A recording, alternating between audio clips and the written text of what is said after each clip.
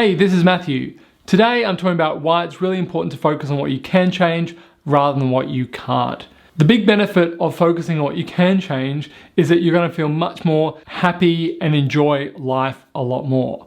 If you're new here, my name is Matthew and my goal is to spark you to think differently so you can create new possibilities for yourself in your life. So if you're anything like me, you might be hearing lots of speculation about different things, particularly around the coronavirus at the moment.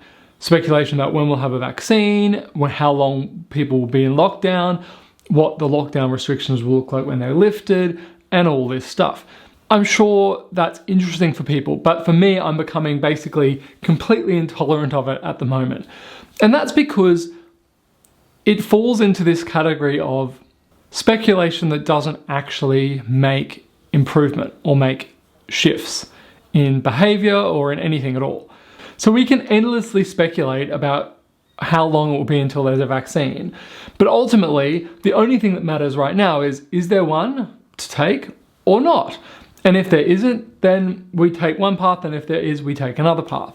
I think this pragmatic, really focused on what can we do right now, or what can I do today, is a big shift for a lot of people. A lot of people want to indulge and think about the future as this thing that we need to consider and analyze and all that sort of stuff. But the reality is that we only have this moment right now. Like, this one right now is the only one we have. And I really don't want to waste this really precious time, the only life that I have, this one right now, focus on the future, focus on what might happen. Because even if it does happen, so much changes all the time. Life is constantly in motion, constantly changing, constantly shifting in some way, that even if I make a plan now, it probably won't be relevant in the future. And so the question I keep coming back to when people want to indulge me in speculation about the future is, what actions does this mean that we should be taking right now? And if there are no actions we should be taking right now, then I'm not going to be involved in the conversation. There's one sort of exception here, and that is sometimes making a plan is an action we can take now that's going to be helpful in the future. And in that case, that's fine. I'm happy to make plans. I'm happy to design ways we're going to handle situations, particularly in business. But when there's no actual way to move forward or no actual thing to change in the moment, let's just be here now. Let's enjoy the time we have together. Let's really connect and be a good friend to one another. How can I do that well?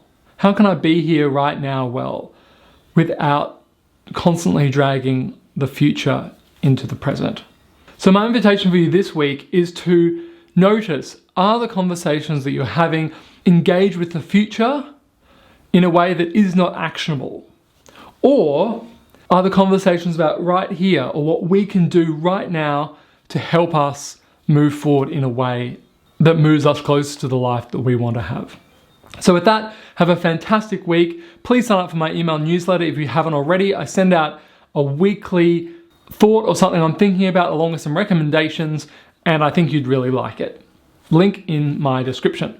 And with that, the journey continues.